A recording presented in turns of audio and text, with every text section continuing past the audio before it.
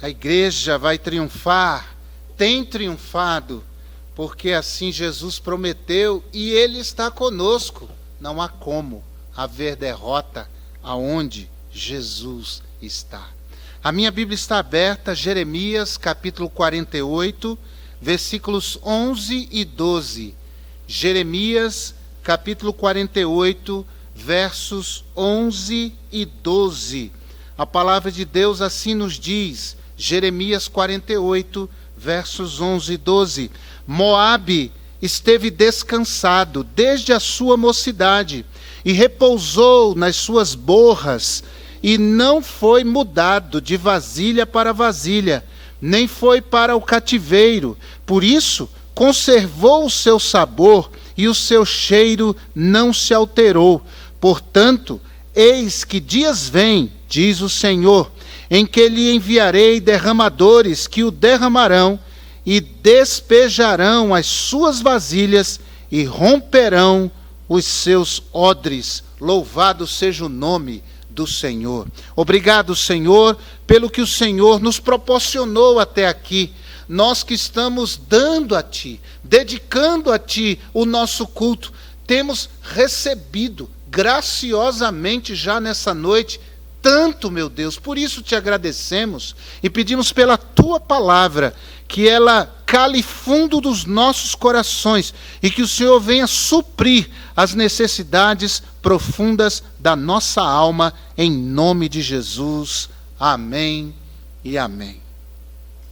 Essa passagem profética de Jeremias faz uma alusão a uma figura que para o povo daquele tempo era de fácil compreensão. A figura do vinho de qualidade, ou da produção do vinho de qualidade que era pisado no lagar.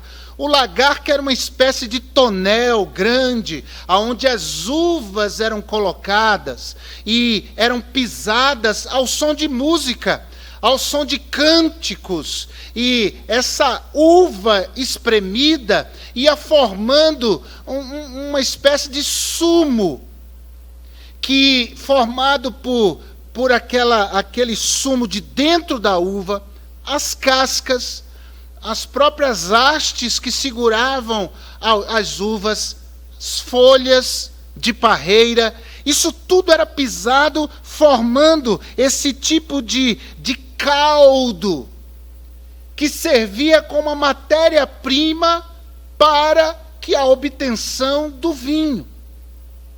Agora havia todo um processo.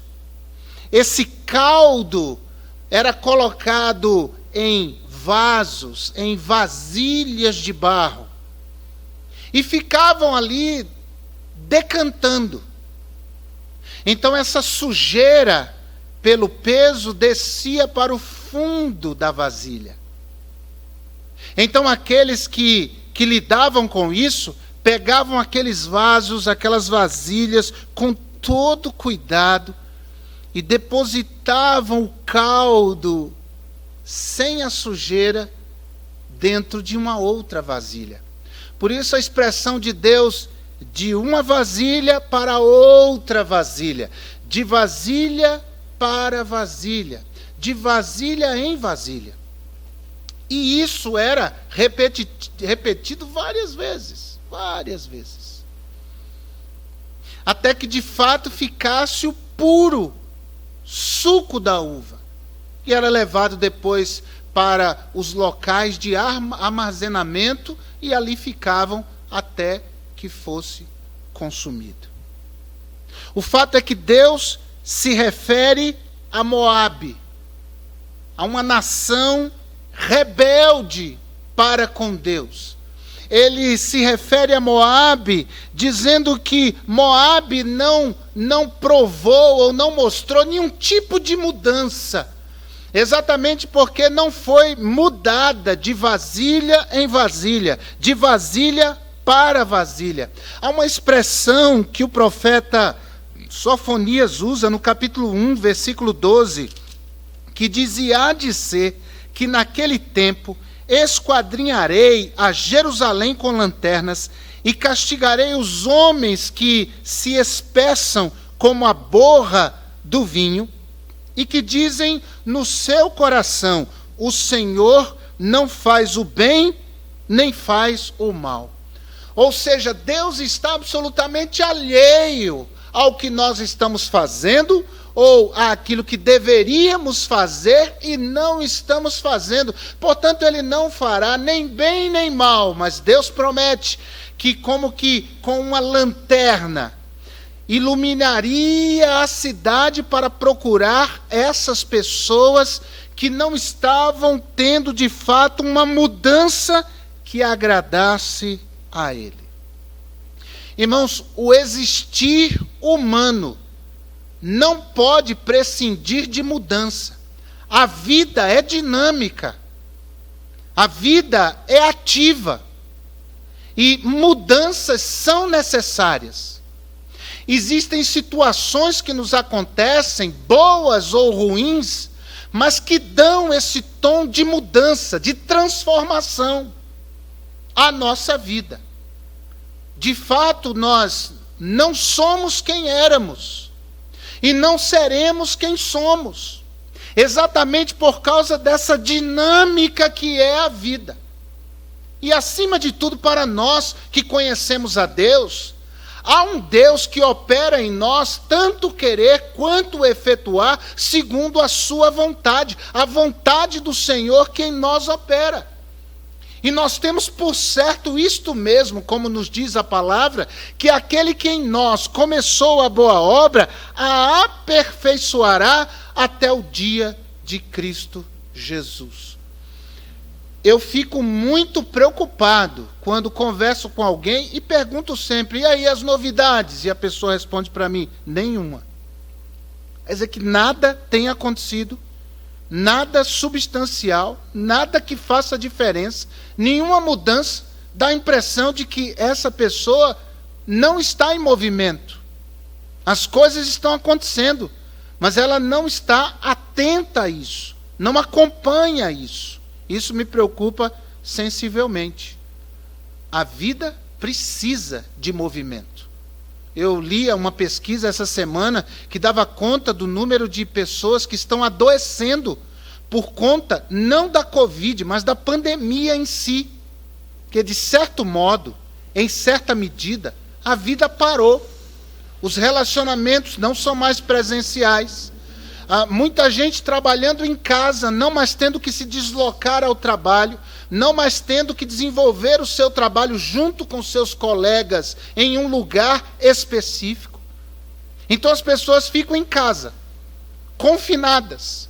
Muita gente não sai de casa, ou se sai em situações muito específicas, mas via de regra passam todo o tempo dentro de casa. E a sensação que essas pessoas têm é que a segunda é igual ao domingo, a quarta é igual ao sábado. Nada de novo, nada muda. As coisas permanecem da maneira como estão. E essa sensação de imobilidade, essa sensação de se estar preso, parado, e as coisas não estarem acontecendo, tem levado muita gente a desenvolver determinadas patologias que estão sendo estudadas e que serão tratadas em um futuro próximo. Infelizmente, são as sequelas da pandemia que estão para além da Covid-19. O fato é que Deus quer trabalhar, que Deus está trabalhando, que Deus quer ver o fruto desse trabalho na nossa vida. Nós não podemos achar que Deus está inativo. Não, Deus continua trabalhando e Ele deseja ver os frutos desse trabalho. E para isso, Ele opera determinadas mudanças em nossa vida. Determinadas coisas acontecem, coisas boas ou ruins, de acordo com a nossa perspectiva de bom ou ruim. Porque quem sabe de fato o que é bom e o que é ruim para nós, não somos nós mesmos, mas é Deus. E Ele está trabalhando. E Ele deseja nos conduzir nesse processo de vasilha em vasilha. Essas mudanças de vasilha em vasilha, a fim de que ao final da nossa história Ele possa ter o melhor que nós podemos produzir. E vai usar de todos os recursos possíveis para que a nossa vida prove disso. Deixa eu refletir com você sobre essas mudanças. E sobretudo as dolorosas. Porque mudanças dolorosas, em primeiro lugar, promovem crescimento. Sem essas mudanças de vasilha em vasilha, mesmo que sejam mudanças movidas por dor, a gente não cresce. A gente não cria uma musculatura espiritual, moral, familiar para a vida da gente. Sem essas dificuldades ou sem essas mudanças, a gente não cresce, a gente não melhora, a gente não prospera, a gente não é transformado. Não é à toa que temos versículos na Bíblia que mostram o valor da dificuldade, o valor da tribulação. Salmo 119, verso 71, o salmista diz: foi-me bom ter sido afligido. Mas como? Há um valor na tribulação. Lá em Romanos 5, versículo 3 a 5, uma frase que eu destaco é a que Paulo diz que a tribulação produz. Lá em Tiago, capítulo 1, versículo 2, Tiago diz: tende grande alegria, grande gozo, o passardes por várias provações. Lá em 2 Coríntios, capítulo 12, versículo 10, Paulo diz: por isso sinto prazer nas fraquezas, nas injúrias, nas necessidades, nas perseguições e angústias. Veja que a opção do Evangelho de Cristo para nós é, em vez de a tribulação tirar o melhor de nós, nós tirarmos o melhor da tribulação. E nesse processo Deus está trabalhando para que aquelas impurezas em nós, aquelas coisas que não o agradam, sejam decantadas, fiquem no fundo da vasilha e Ele possa nos transferir para uma outra vasilha, para procurar tirar de nós uma pureza ainda maior. E não é que nós sejamos masoquistas ou o nosso Deus seja sádico, nada disso. Mas o fato é que Deus usa estrategicamente situações boas e situações ruins para completar a obra que Ele começou nas nossas vidas. 1 de Pedro capítulo 1, versículo 6 e versículo 7, a Bíblia diz: em que vós grandemente vos alegrais, ainda que agora importa, sendo necessário que estejais por um pouco contristados, com várias tentações, para que a prova da vossa fé, muito mais preciosa do que o ouro, que perece e é provado pelo fogo, se ache em louvor e honra e glória na revelação de Jesus Cristo. O que Deus faz com a gente é o que se fazia com vinho naqueles dias de Jeremias. Ou seja, Deus nos molda, nos mudando de vasilha em vasilha e usando situações inclusive difíceis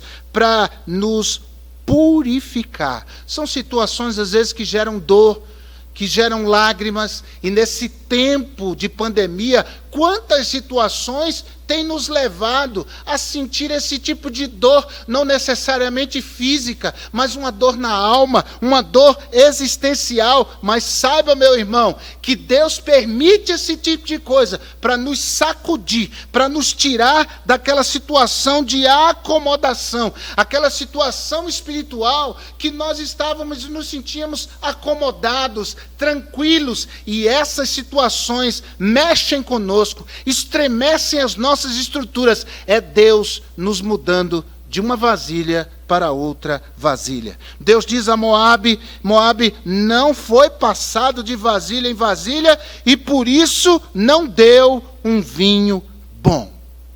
a sua personalidade não se alterou, os seus valores não mudaram, as situações dolorosas não provocaram nele uma mudança positiva. Mas é necessário que nós aprendamos, irmãos, com a dor. E existem lições que nós só aprendemos com a dor, só com a dificuldade, com a adversidade. Por isso, mudanças dolorosas podem promover crescimento se nós nos abrirmos para Deus nos mudar de uma vasilha para outra vasilha. Em segundo lugar, mudanças dolorosas fortalecem o caráter. Não só promovem o crescimento, mas moldam o nosso caráter. Porque, de fato, o ser humano ele é muito movido e construído pelas tribulações e os embates que ele enfrenta. Nos ajudam a trazer uma musculatura espiritual, nos ajudam a voltar o coração para mais perto de Deus, a observar e avaliar os nossos caminhos e a encontrar mais profundidade nas coisas espirituais e no nosso relacionamento com Deus. Conta-se a história de um garotinho que foi levado pelos pais a primeira vez para conhecer a praia. E o garoto foi até a beira da praia, do mar, e ficou sentindo as ondas batendo nos seus pés. E aquilo para ele foi o máximo, observar da areia aquela vastidão do mar azul. E ele ficou tão contente que começou a correr e chutando ali a água, né, na beirinha da praia. E de repente ele tromba com um pescador. O pescador que estava se arrumando ali para empurrar o seu barquinho para mais um dia de labuta, de pescaria em alto mar. E o garotinho olhou para aquele senhor e disse assim: ei, sabe de uma coisa? Hoje eu conheci o mar. E o senhor olhou para ele com olhos muito condescendentes e disse: ah, é? Você conheceu o mar hoje? É, sim, eu conheci. E aí o velhinho disse assim, com muito amor, disse: não, meu filho, você conheceu a beirinha do mar, conheceu a praia, mas eu sim conheço o mar. Sabe que há crentes que estão só na beirinha do conhecimento de Deus e acham que isso é tudo o que eles podem conhecer, aprender e apreender do Senhor. Eles só estão arranhando a superfície. Mas, irmãos, são muitas vezes essas mudanças dolorosas que Deus permite em nossa vida, a fim de que nós sejamos mudados de uma vasilha para outra vasilha. São nessas mudanças que nós ganhamos profundidade, que nós ousamos sair da beira do mar, que ousamos entrar, como a passagem do profeta Ezequiel, de ir mais além, de ir mais fundo, de ver a água subindo pelas nossas pernas, pelo nosso joelho, chegando à nossa cintura e cada vez mais profundos no relacionamento com Deus, abandonando toda a meninice, abandonando toda a fragilidade espiritual que muitas vezes marca a vida daqueles que não se dispõem e não entendem que Deus está trabalhando, que Deus está operando, que Deus promove mudanças na vida da gente através dessas situações difíceis para que a gente seja melhor. Provérbios 24, verso 10 diz que se nós nos mostrarmos fracos no dia da angústia, é porque a nossa fé é pequena.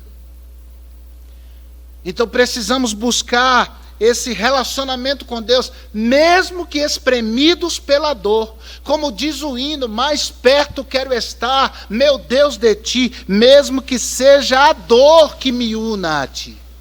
Isso não é hino do crente que morreu, não, irmãos. Isso é hino do crente que está vivo aqui nesse mundo. O desejo de Deus é que você ande mais perto dele, porque ele quer fazer uma obra de purificação, de tornar você ainda mais puro, melhor, para a glória dele e para o seu bem. Há uma diferença na flor que é cuidada na estufa, daquela mesma flor, da mesma espécie de planta, que desenvolve-se aí no sertão, por exemplo. A resistência dessa planta que cresceu no meio de tantas adversidades e contrariedades é outra, se comparar daquela que foi criada ali na proteção da estufa. Deus não quer que a nossa vida seja assim, vivida dentro de uma estufa, mas uma vida que se lança diante de Deus, de uma vida que procura mais profundidade com Deus e entende os processos de Deus em sua vida. Deus está trabalhando na sua vida, meu irmão. Você tem que permanecer firme, você tem que buscar ao Senhor, dobre os seus joelhos, avalie a sua vida, busque uma compreensão mais madura do Evangelho, do caminhar com Deus. Deus tem resposta para você. Eu observo, irmãos, andando nesse tempo de morte pelos cemitérios, pessoas que não têm essa esperança, como se desesperam. Eu sei que chorar é natural, Jesus chorou, mas esse desespero de quem acha que a vida acabou com a morte de um ente querido, meus irmãos, a vida continua, porque Deus está vivo, porque Deus continua reinando, porque Ele é soberano, porque Ele não perdeu a mão, porque Ele não perdeu o jeito. Apenas observe as circunstâncias, boas ou ruins, na sua perspectiva, mas observe elas como oportunidade que Deus quer te dar para melhorar a sua vida, para melhorar o seu coração, para te dar uma outra envergadura espiritual, uma outra musculatura na fé, para te fazer um crente melhor, de vasilha em vasilha. Deus vai trabalhando, Deus vai operando esta obra que Ele começou na sua e na minha vida, no dia da nossa conversão. Eu não estou falando aqui da dor que a gente mesmo gera, da dor que nós criamos pela nossa desobediência, mas eu falo da dor que nos advém como fruto da permissão de Deus, porque Ele está trabalhando e operando em nossas vidas. A Bíblia diz em 1 de Pedro, capítulo 4, versículos 15 e 16, que nenhum de vós padeça como homicida ou ladrão ou malfeitor, ou como o que se entremete em negócios alheios, mas se padece como cristão, não se envergonhe, antes glorifique a Deus nesta parte. Fique firme. Você está seguro nas mãos de Deus. Deus está conduzindo a sua vida e Ele está moldando o seu caráter. Ele está moldando a sua vida para que ela manifeste cada vez mais a imagem do Senhor Jesus, como aquele oleiro que está moldando o vaso. Em Jeremias capítulo 18, Deus está te mudando de vasilha em vasilha, para que você possa se parecer mais e manifestar a imagem de Jesus Cristo, o nosso amado Salvador. Mas em terceiro lugar, mudanças dolorosas favorecem milagres. Porque nos tempos de maior adversidades, creia nisso, é o ambiente mais propício para Deus operar milagres. Louvado seja o nome do Senhor.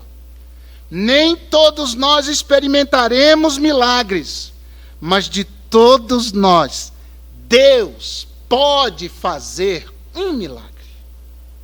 Deus pode tornar a sua vida um milagre para essa geração.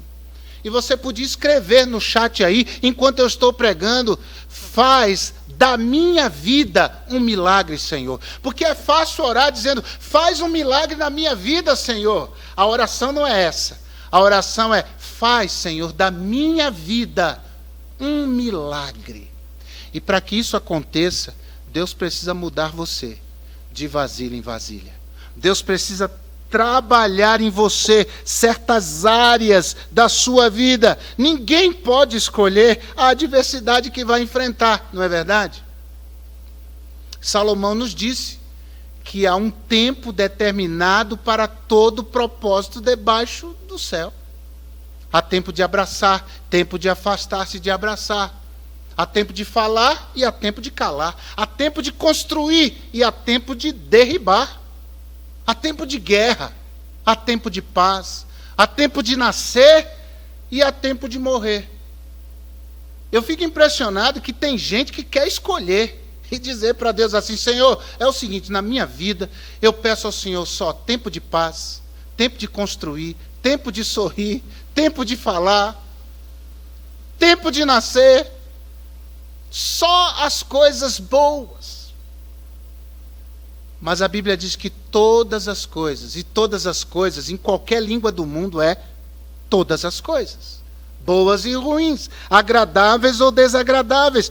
Todas as coisas contribuem juntamente para o bem daqueles que amam a Deus. Deus está trabalhando, Deus está operando, Deus está mudando você. Nessa fase difícil de desemprego, meu irmão, Deus está moldando você. Nesse momento difícil na área profissional sua, Deus está operando, trabalhando em você, no meio desta dificuldade de enfermidade. Creia, Deus está trabalhando em sua vida. Ele tem um propósito, Ele tem algo a realizar para fazer da sua vida um milagre. Não é a pessoa mimada, protegida, que agrada a Deus, mas é aquele que usa a força do Senhor para se levantar diante dos desafios que tem diante de si. É por isso que essa igreja não parou e ela não vai parar. Porque sobre essa igreja, sua vida, repousa o poder de Deus. E não há dificuldade que vai nos parar, que possa nos parar, que tem em si mesmo poder para nos impedir de avançar. Não há outra escolha, irmãos, a não ser para frente. Avançando, porque é lá que Deus nos espera. Eu sei que não é fácil sentir dor, nem física, nem emocional. Mas isso é parte do crescimento. Crescer dói mesmo. Crescer dói, envolve dores. E é por isso que as afirmações bíblicas sobre adversidades, no início dessa palavra que eu lhes trouxe, elas estão contidas na palavra de Deus. Eu li o Salmo 119, verso 71, que diz: foi-me bom ter sido afligido. Mas ele continua dizendo: para que aprendesse os teus estatutos. Esse processo foi uma mudança de Deus na vida dele, do salmista, de vasilha em vasilha. Por isso que eu li Romanos capítulo 3, verso 5, e destaquei a frase de Paulo que diz: a tribulação produz, mas ele diz nos versos todos: e não somente isto, mas também nos gloriamos nas tribulações, sabendo que a tribulação produz a paciência. E a paciência a experiência, e a experiência a esperança, e a esperança não traz confusão, porquanto o amor de Deus está derramado em nossos corações pelo Espírito Santo que nos foi dado. Louvado seja o nome do Senhor. Tiago capítulo 1, versículo 2, eu li para vocês: meus irmãos, tende grande gozo o cairdes em várias tentações, o passardes, outra versão melhor diz, por várias tribulações. Mas o verso 3 ele diz: sabendo que a prova da vossa fé opera, produz a paciência. Li 2 Coríntios capítulo 12, verso 10, quando Paulo diz: por isso sinto prazer nas fraquezas, nas injúrias, nas necessidades, nas perseguições, nas angústias. Mas ele diz, completa, dizendo: por amor de Cristo, porque quando estou fraco, então sou forte. Não permita que a tribulação tire o melhor de você. Tire o melhor da tribulação em nome de Jesus. Deus está te mudando de uma vasilha para outra.